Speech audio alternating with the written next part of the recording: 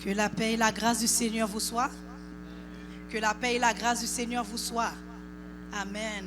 C'est toujours un privilège de pouvoir prêcher la parole du Seigneur. Le Seigneur nous fait grâce. Le Seigneur nous fait grâce de pouvoir partager sa parole. Et c'est avec beaucoup d'humilité et beaucoup de reconnaissance que j'assume ce rôle ce matin. Amen. Joyeuse fête des mères à toutes mes sœurs, mes futures sœurs en Christ là, qui vont être des futures mères justement. Bonne fête des mères. Également, c'est un temps, un service spécial où on veut remercier le Seigneur pour nos mères, mais également on veut prier. À quel point maintenant le rôle d'une mère, surtout dans cette génération-là, est complexe. Hein? Ce n'est pas un rôle qui est facile. On pourrait dire que c'est une mission même. C'est une vocation même d'être mère. Et c'est pour ça que nous voulons dans ce service prendre un temps de prière. On a besoin de prier. Amen. Alors ce matin, je voudrais voir avec vous, le titre de mon message ce matin, c'est la sagesse maternelle. La sagesse maternelle. Et en termes d'introduction, je voudrais voir avec vous le pouvoir silencieux des mères. Avez-vous déjà réfléchi à l'influence silencieuse mais déterminante d'une mère dans le destin d'un enfant? Est-ce que vous avez pris le temps de réfléchir à ça? Ou même voir le rôle que votre mère aussi a joué aussi dans votre destin? L'influence silencieuse des mères.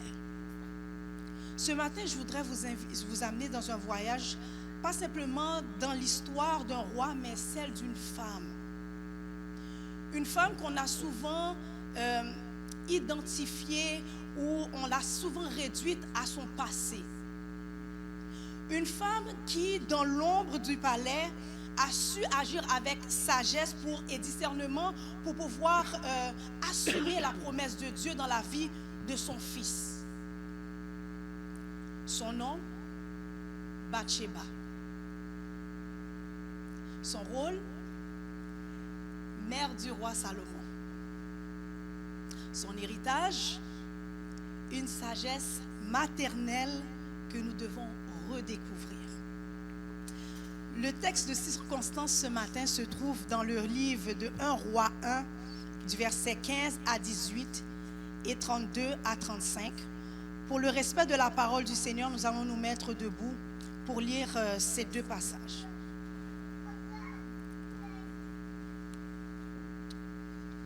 1 Roi 1, verset 15 à 18 et du verset 32 à 35. Je lis pour vous. Bathsheba se rendit dans la chambre du roi. Il était très vieux. Et Abishag, la Sunamite, le servait. Bathsheba s'inclina et se prosterna devant le roi. Et le roi dit, « Qu'as-tu » Elle lui répondit, « Mon Seigneur, tu as juré à ta servante par l'Éternel ton Dieu, en disant, « Salomon ton fils régnera après moi, et il siégera sur mon trône. Et maintenant, voici, Adonijah règne, et tu ne le sais pas, ô roi, mon Seigneur. » Versets 32 à 35. Le roi David dit, « Appelez-moi le sacrificateur Tsadok, Nathan le prophète, et Benaja, fils de Jéhojada. » Ils entrèrent en présence du roi. Et le roi leur dit, « Prenez avec vous les serviteurs de votre maître. Faites monter Salomon, mon fils, sur ma mule, et faites-le descendre à Gihon. Là, le sacrificateur Tsadok et Nathan, le prophète, loindront pour roi sur Israël. Vous sonnerez de la trompette et vous direz, vive le roi Salomon. Verset 35. vous monterez après lui. Il viendra s'asseoir sur mon trône et il régnera à ma place. C'est lui qui, par mon ordre, sera chef d'Israël et de Juda. Parole du Seigneur, vous pouvez vous asseoir.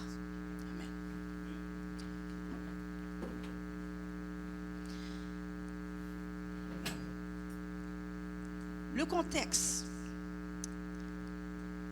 Souvent, quand j'ai nommé Bathsheba, j'ai vu la réaction de certaines personnes. Peut-être pour vous, vous ne connaissez pas son histoire. Mais Bathsheba était la femme d'Uri. La femme d'Uri qui était un soldat dans l'armée du roi David. Et c'était une femme qui était d'une grande beauté. Et un jour, elle sortit pour aller prendre son bain. Et pendant que le roi, lui, il était dans son palais, il aperçut Bathsheba. Il lui dit, quand il l'a vue, il a dit, ah, cette femme-là, je dois la voir. Alors, il a envoyé des gardes aller la chercher et il a commis l'adultère avec elle. Et elle est devenue enceinte. Et là, pour essayer de camoufler son péché, David a dit à Uri, qui était son soldat, tu travailles fort, retourne chez toi, reste avec ta femme, prends du temps avec ta femme, pour pouvoir camoufler l'adultère, camoufler la grossesse qui a eu lieu de leur relation adultère. Et lui, il a refusé, il a dit, mais je ne peux pas être en guerre, en train de me battre pour l'armée du roi et prendre des vacances pendant ce temps-là. Et finalement, il a décidé de ne pas rentrer chez lui, mais continuer à combattre. Alors, David a essayé de trouver une manigance pour couvrir ça. Puis là, il a dit à son chef de l'armée, quand vous allez mettre Uri, où est-ce qu'il y a la bataille la plus forte? Et à ce moment-là, laissez-le pour qu'il puisse décéder. Il a orchestré un meurtre. Et par la suite, c'est ce qui est arrivé. Uri est décédé au combat.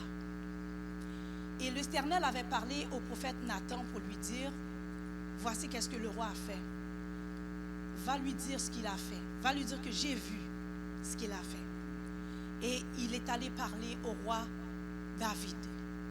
Et David, au lieu de pouvoir s'enfler d'orgueil, parce que c'était le roi, il s'est humilié, il s'est repenti. Il a demandé à Dieu pardon pour qu'est-ce qu'il a fait. Et ça a suivi, Dieu l'a pardonné, mais il y a des conséquences qui sont arrivées.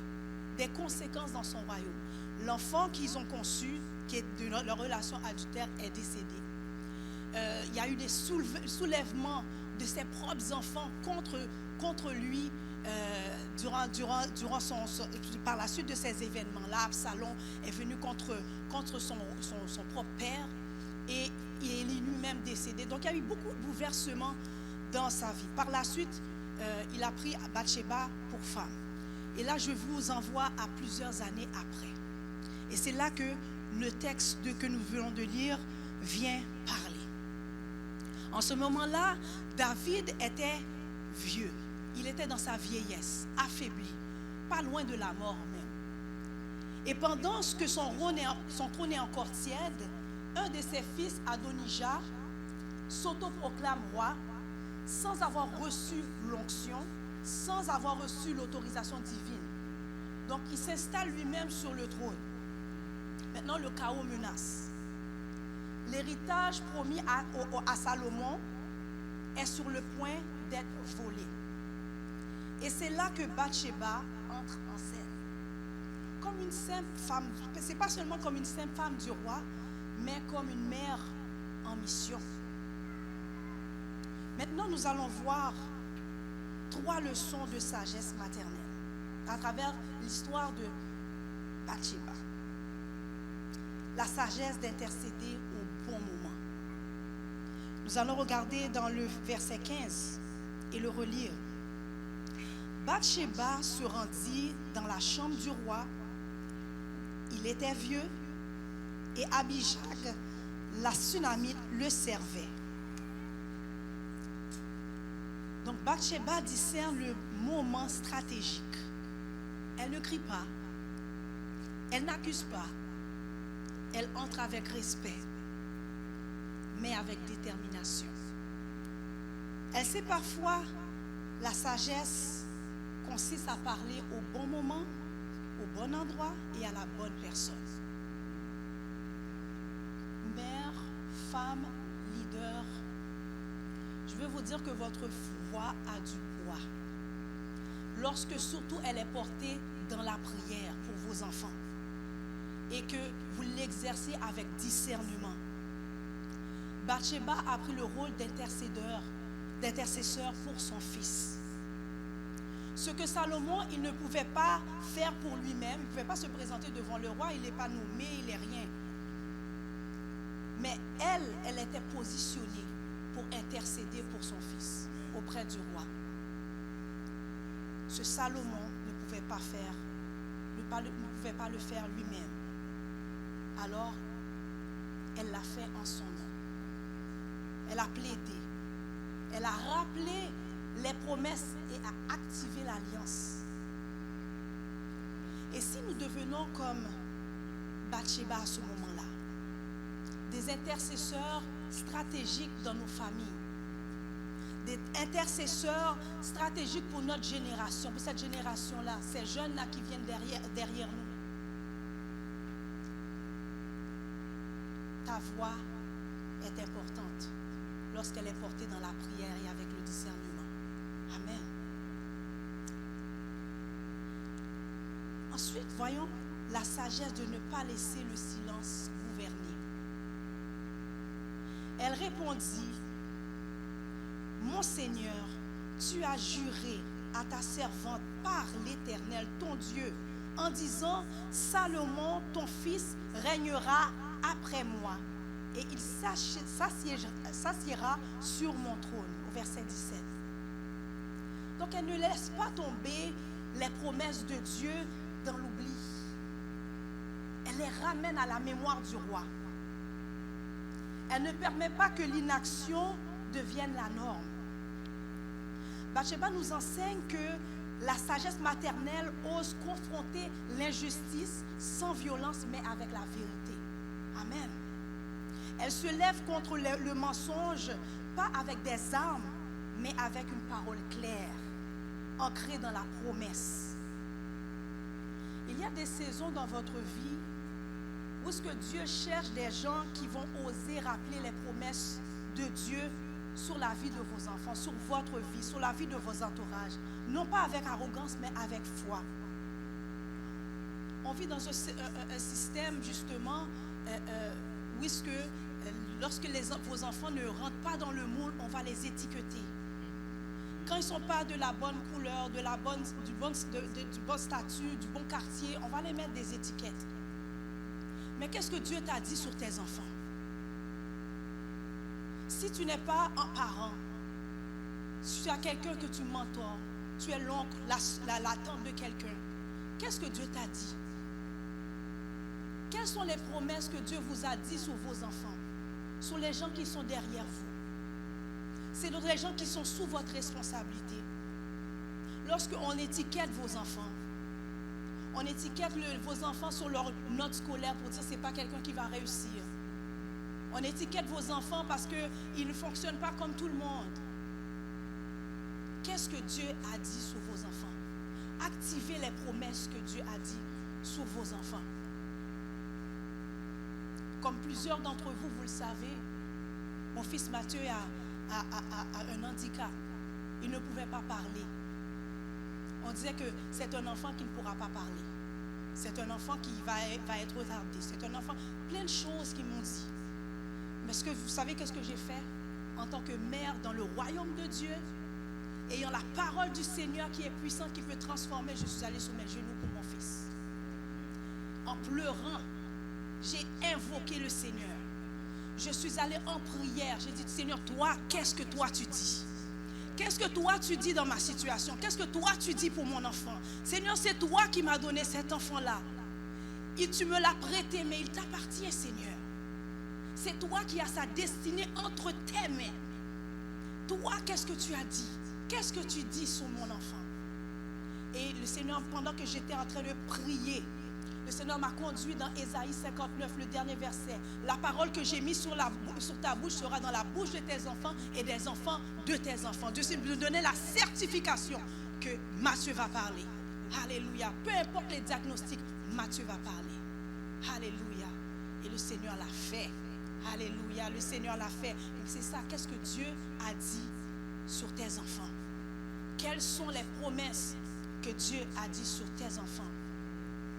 J'essayais de donner à ma fille des cours de piano. Parce que je dis, la musique c'est dans la famille, alors je vais donner ça. Mais ça n'avançait pas, les cours n'avançaient pas. Puis, dans une église de l'Alliance chrétienne et missionnaire qu'on aidait vers 2013, qu'on a commencé en 2013 jusqu'en 2016, il y a une sœur chinoise qui est venue me voir. Myriam était là aussi à l'époque. Elle est venue me voir et puis elle voyait que nous et Mélissa allaient jouer tout le temps dans la batterie. Tout le temps dans la batterie après l'église, tout le temps. Elle a dit, you see this? I said, yes. Tu as vu ça? Elle dit, you see this? J'ai dit, oui. Yes, I see. Elle dit, this is her ministry. Et lorsqu'elle m'a dit ça, j'ai senti le Saint-Esprit me confirmer que c'est ça. Et qu'est-ce que j'ai fait? J'ai acheté une batterie avant même qu'elle ait ses premiers cours. J'ai dit, Seigneur, tu as dit, c'est son ministère. Active l'alliance, active la promesse. Elle a commencé à prendre des cours. Je pense qu'elle a pris 2 mois de cours. Son professeur n'était plus capable de donner des cours. On n'avait plus de batteur à l'église. Là, on a dit, Lily, c'est pas comme ça, on voulait te mettre dans le spot. Mais vas-y. Le Seigneur m'a dit, c'est ton ministère. Et vous voyez, la promesse de Dieu. Qu'est-ce que Dieu a dit sur ton enfant? C'est important. C'est une parole vivante. Alléluia. Le Seigneur cherche des parents, des mères également, qui vont activer la promesse de Dieu dans la vie de leur enfant avec foi, qui vont le prononcer, alléluia, sur leurs enfants. La sagesse de ne pas laisser le silence gouverner. Amen. La sagesse, je vais voir encore une autre leçon de sagesse avec vous. La sagesse d'accompagner même dans les moments inconfortables vos enfants. Dans 1 Roi 2, on avance un petit peu plus dans l'histoire. Salomon est roi.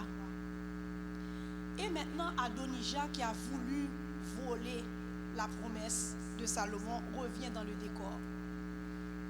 Celui qui avait tenté de prendre sa place, il tente encore un nouveau coup d'État. En demandant en mariage la servante préférée du roi David. En mariage. Donc c'est comme pour lancer un message comme quoi qu'il veut se positionner à un niveau où est-ce qu'il peut influencer et peut-être faire basculer la royauté. Alors il va voir Bathsheba, sachant que Bathsheba, sa parole a du poids. Il va la voir et lui fait cette demande-là d'aller demander au roi en mariage Abishag, la servante préférée du roi David. Et je vois vraiment l'œuvre de l'ennemi là-dedans. Sachant, l'ennemi sait très bien que la parole d'une mère a du poids spirituellement. Maintenant, il essaie d'utiliser justement cette parole de poids-là, d'influencer cette parole de poids-là pour réduire son fils dans l'erreur. Et souvent, qu'est-ce que l'ennemi fait? C'est que lorsque tu vis des difficultés avec tes enfants, ou même tu es là avec tes enfants, il va envoyer des gens parler de ton enfant. Il parle. Là, à ce moment-là, toi aussi, tu commences à changer ton discours envers ton enfant, les paroles que tu dis à tes enfants. Faites attention. Faites attention, ce n'est pas toute parole qui vient de Dieu. Ce n'est pas tout diagnostic, toute étiquette qui vient de Dieu. Faites attention, discernement. Discernement. Mais Bathsheba, allons voir qu'est-ce qu'elle a fait. Cette fois-ci, Salomon est roi. Donc on change maintenant de contexte. L'enfant maintenant est dans la promesse. Il marche dans sa destinée. Et cette fois-ci, elle va voir Salomon Et c'est pour écouter une demande délicate. Elle pèse ses mots, transmet l'information. Maintenant, elle n'est plus intercesseur pour son fils. Elle le laisse maintenant exercer sa propre sagesse. Et c'est là que tu dois savoir les saisons aussi que tu dois traverser avec tes enfants. Les semences que tu as déposées dans la vie de tes enfants, à un moment donné, tu dois prendre du recul pour voir est-ce que la semence prend place. Est-ce que la semence grandit? Tu dois lui laisser la place maintenant de prendre ses décisions, de gérer son propre argent. Les leçons que tu lui as données. Oui. Maintenant, c'est elle qui le laisse. Elle lui donne l'information. Maintenant, elle lui dit, gère ça. Et l'observe. Mais c'est une forme encore de formation. C'est une forme de formation. Il est dans son stage. Elle le laisse faire son stage là. Elle le laisse exercer. Donc la sagesse maternelle, c'est quand parler, mais aussi quand se retirer, pour que le fruit mûrisse. Amen. Amen. Vos enfants sont appelés à mûrir. Alléluia. Elle ne contrôle pas son fils, mais elle l'accompagne. Elle n'impose pas, mais elle influence. Elle forme un roi sans être elle-même sur le trône. Amen. Gloire à Dieu. Donc vos enfants, nos enfants, ils nous sont prêtés, mais ils appartiennent au Seigneur. Ils sont dans le royaume de Dieu. Dieu nous appelle à élever des rois et des reines. Amen, dans le royaume. Donc il arrive à un stade où ce que tu as semé dans la vie, tu as semé. Mais à un moment donné, quand c'est tombé dans la bonne terre, tu dois voir le fruit. Tu vas voir le fruit au nom de Jésus. Amen, le bon fruit. Alléluia. Quelle grandeur silencieuse. C'est important d'apporter ce climat spirituel dans ton foyer. Le courage d'une foi maternelle. Chers amis, il y a des promesses qui dorment si personne active l'alliance, active ces promesses-là dans la vie des enfants. Il y a des choses qui sont présentement en train de dormir. Et ils attendent juste toi qui le prononce avec foi, qui le rappelle avec foi. Bathsheba n'a pas seulement sauvé une dynastie, elle a préservé la lignée messianique. Car on va voir dans Matthieu 1, versets 6 et 7, que Salomon est cité dans la lignée de Jésus. Donc ça va au-delà juste d'une promesse de Dieu, ça va vraiment au niveau de la lignée messianique, quelque chose d'encore plus grand. Sa sagesse n'était pas simplement humaine. Ce n'était pas seulement humain. Ce n'est pas juste donner à manger, prendre soin de l'enfant, laver l'enfant. Non. Ça allait au-delà de ça. Plus que ça. La sagesse qu'elle a reçue vient de Dieu lui-même. Elle était inspirée par une foi profonde, une conscience de l'histoire de Dieu. Et vous, ma question ce matin, qui protège les promesses de Dieu dans votre famille? Qui protège les promesses de Dieu pour vos enfants, pour vos nièces, pour vos neveux, pour les gens les jeunes que vous mentorez? Qui les protège? Le Seigneur nous a positionnés pour cela, pour être des gens d'impact. Mais pour être des gens d'impact, nous devons rappeler qu'est-ce que Dieu a dit. Et si tu ne sais pas qu'est-ce que Dieu a dit sur ton enfant ou sur les jeunes qui te sont donnés, demande à Dieu. Seigneur, toi, qu'est-ce que tu dis sur cet enfant? Seigneur, qu'est-ce que tu dis sur les enfants que tu m'as prêtés? Et je vous garantis, le Seigneur va vous dire. Parce qu'il y a un rôle stratégique où ce qui vous a placé chef de famille, mentor, tante, oncle.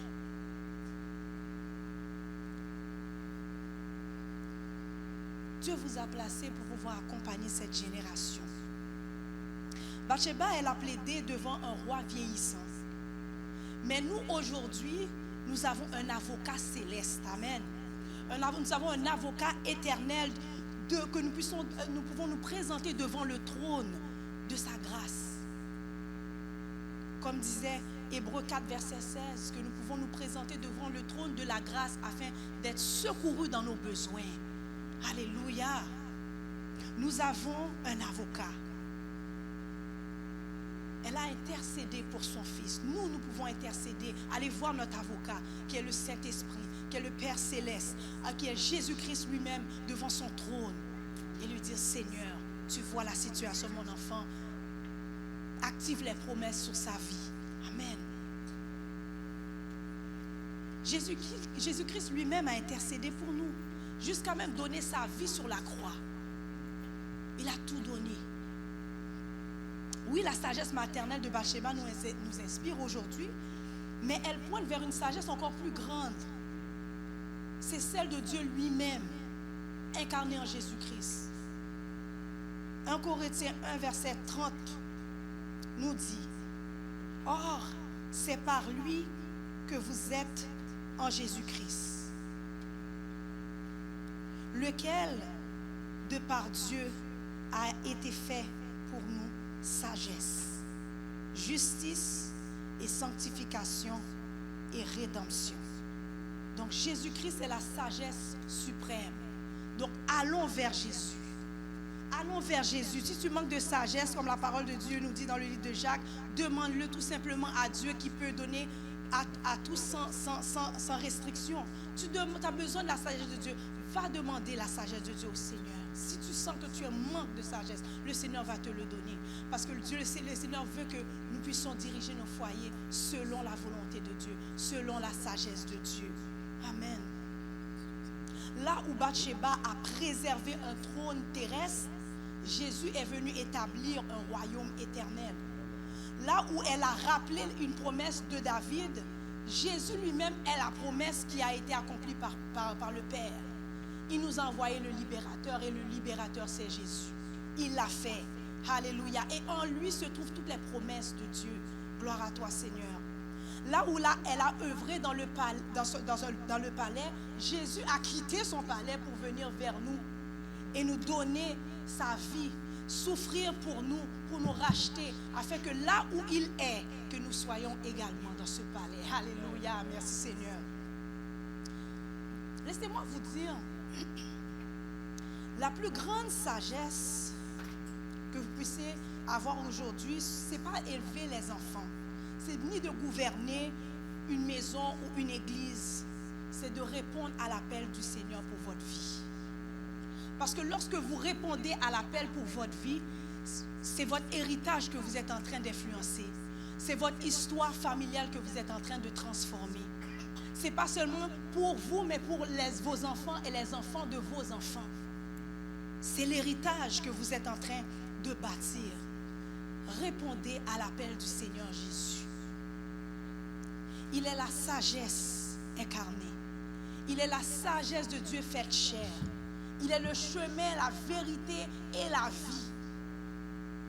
Il est ici maintenant pour vous offrir une nouvelle naissance.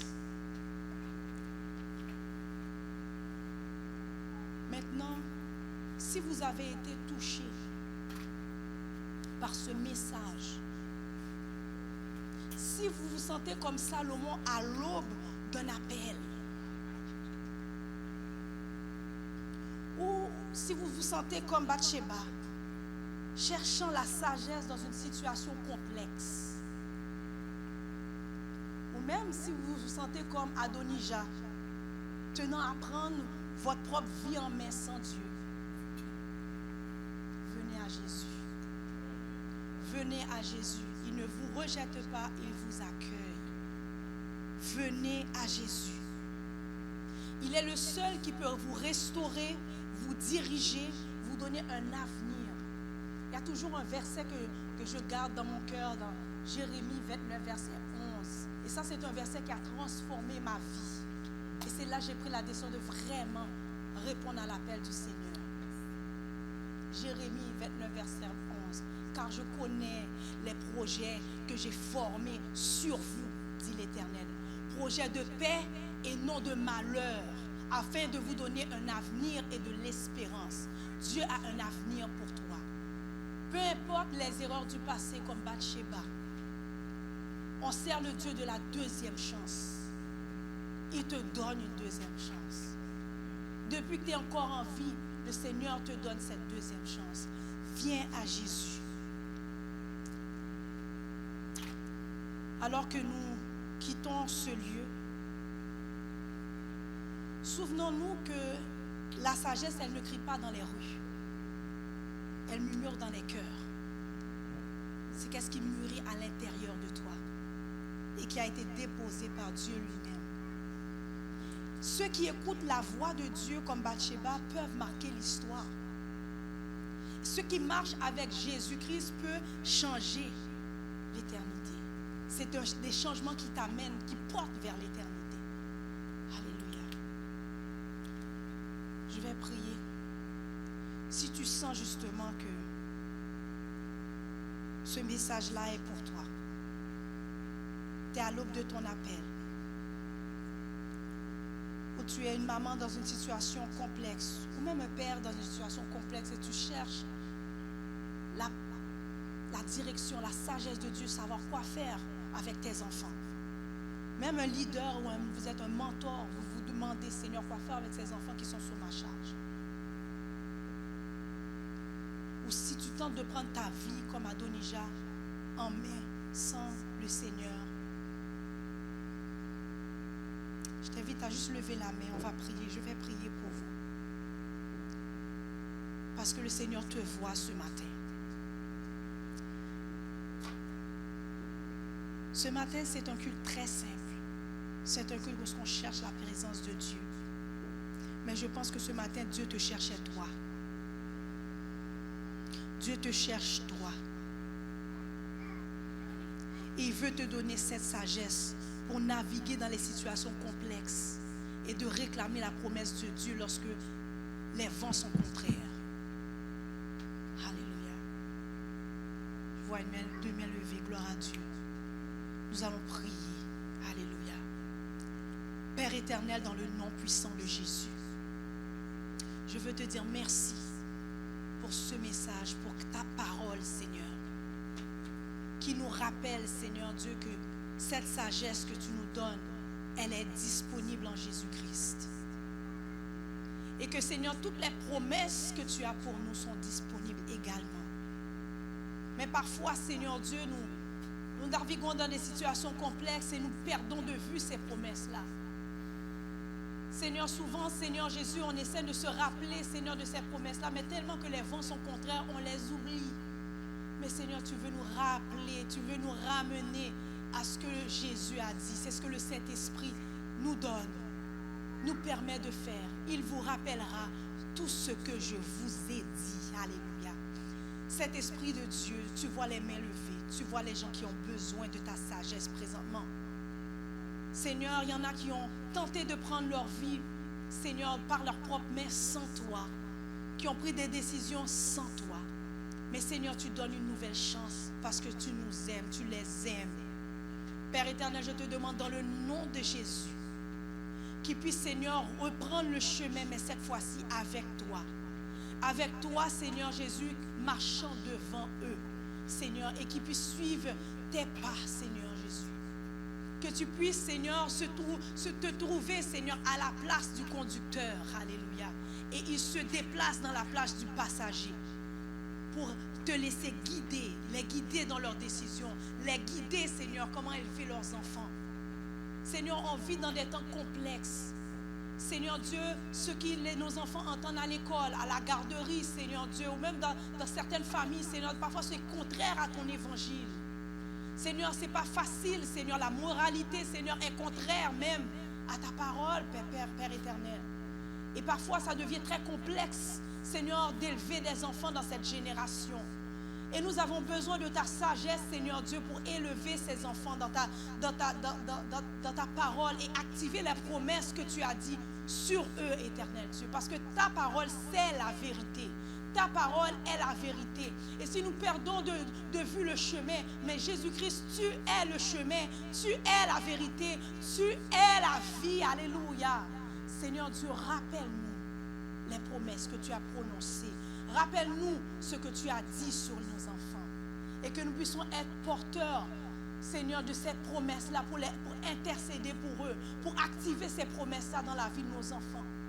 Afin, Seigneur, qu'ils se définissent pas, Seigneur, selon ce que les autres disent d'eux, qu'ils se définissent pas selon, Seigneur Jésus, les réseaux sociaux, qu'ils se définissent pas, Seigneur, selon ce que l'école, Seigneur, leur dit, mais qu'ils se définissent, Seigneur, selon ce que toi, tu as dit. Alléluia. Seigneur, il y en a, Seigneur, qui ont eu certains enfants, qui ont eu des enfants et ils ont reçu leur nom par la prière. Parce que leur nom signifie une promesse. Seigneur, rappelle à ses parents de prononcer les promesses. De leur même du nom de l'enfant, papa, sur eux. Afin qu'ils puissent comprendre qu'ils sont spéciaux. Qu'ils sont choisis. Qu'ils sont précieux aux yeux de Dieu et à nos yeux. Merci Seigneur pour cette parole. Merci Seigneur pour ce que tu nous as permis de découvrir à travers l'histoire d'une femme qu'on a souvent identifiée à son passé. Mais Seigneur, elle t'a demandé pardon. Et Seigneur, tu as changé le cours de son histoire. Et je te dis merci. Et je te demande, Seigneur, accorde, accompagne. S'il y en a, Seigneur, qui doivent te demander pardon, qui te demandent pardon, et qu'ils changent de direction, qu'ils changent de mentalité pour rentrer dans ta volonté, dans ton appel, Père éternel. Que ta bonne main repose sur nous tous. Que tu nous donnes courage, force, Seigneur Dieu, pour être des potomitans, comme on dit, des personnes de colonne dans nos foyers, pour ta gloire. Dans le nom puissant de Jésus, nous t'en prions. Amen et amen. Allez en paix et que vous puissiez marcher avec la sagesse d'en haut. Amen. Soyez bénis.